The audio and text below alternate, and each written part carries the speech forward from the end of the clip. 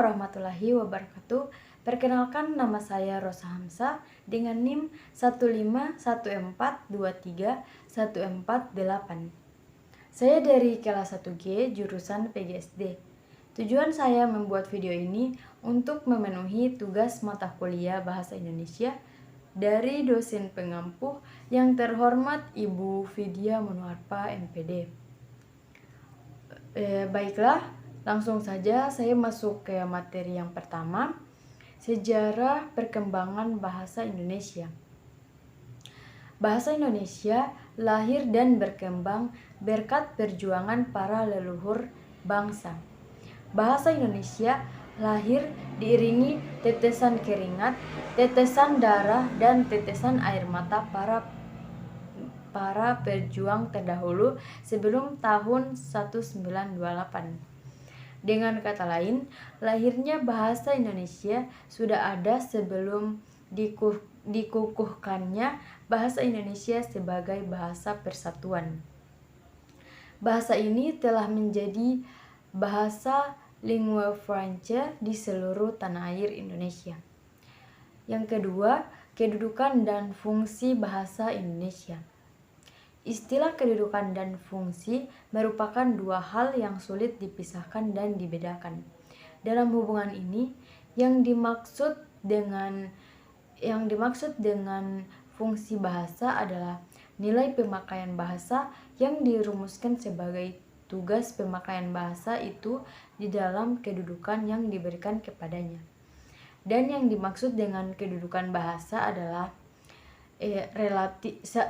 status relatif bahasa sebagai sistem lambang nilai budaya yang dihubungkan dengan bahasa yang bersangkutan. Fungsi bahasa adalah sebagai wahana komunikasi bagi manusia, baik komunikasi lisan maupun tulisan. Secara umum, kedudukan bahasa Indonesia yaitu sebagai bahasa nasional dan sebagai bahasa negara. Secara formal, sampai dengan saat ini, bahasa Indonesia mempunyai 4 kedudukan, yaitu sebagai bahasa persatuan, bahasa nasional, bahasa negara, dan bahasa resmi. Yang ketiga, manfaat mempelajari bahasa Indonesia. Yang pertama, dapat menguasai bahasa Indonesia. Yang kedua, dapat meningkatkan peluang dalam dunia kerja.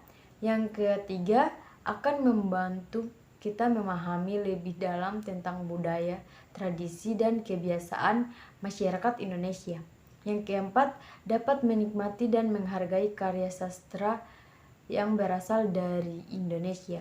Yang kelima, dapat merangsang otak dan meningkatkan kapasitas kognitif secara keseluruhan. Materi kedua yaitu ragam bahasa ilmiah. Yang pertama, pengertian ragam bahasa ilmiah. Ragam bahasa ilmiah adalah salah satu ragam bahasa Indonesia yang digunakan dalam pertemuan dan penulisan karya ilmiah, di mana ragam bahasa ilmiah ini diperoleh sesuai dengan sifat keilmuannya dan didasari oleh hasil pengamatan, peninjauan, penelitian dalam bidang tertentu. Disusun menurut metode atau pendekatan rasional, pendekatan empiris, dengan sistematika penulisan yang bersantun bahasa dan isinya dapat dipertanggungjawabkan kebenarannya atau keilmuannya. Yang kedua, ciri-ciri ragam bahasa ilmiah. Dalam bahasa Indonesia, kebakuan bahasa diukur dengan pedoman umum ejaan bahasa Indonesia yang disempurnakan. Pedoman umum tata bentuk istilah Kamus Besar Bahasa Ilmiah, tata bahasa baku bahasa Indonesia, pedoman pengindonesiaan istilah asing, dan lain sebagainya. Ragam bahasa ilmiah juga mempunyai beberapa ciri-ciri, antara lain baku, logis, kuantitatif, tepat, denotatif, dan rukun. Yang ketiga ada karakteristik ragam bahasa ilmiah.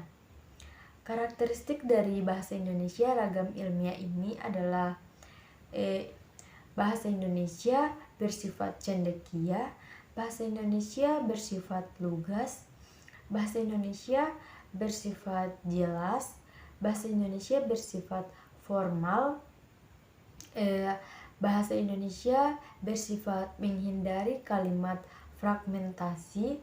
Yang bahasa Indonesia ragam ilmiah bersifat bertolak dari gagasan.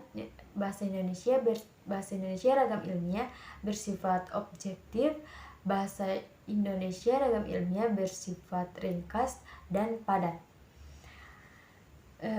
Yang keempat, penggunaan ragam bahasa ilmiah. Penggunaan dalam bahasa ilmiah yang disampaikan dalam bentuk karya tulis ilmiah, misalnya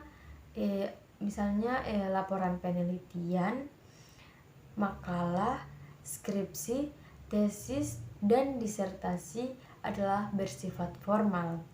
Oleh karena itu, ragam bahasa yang digunakan dalam karya tulis ilmiah adalah ragam bahasa baku atau standar.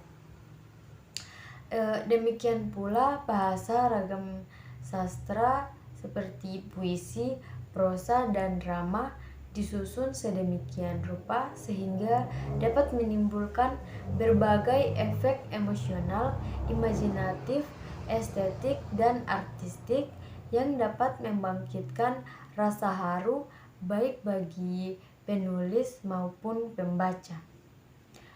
Baik, itulah materi dari saya. Lebih dan kurangnya saya mohon maaf.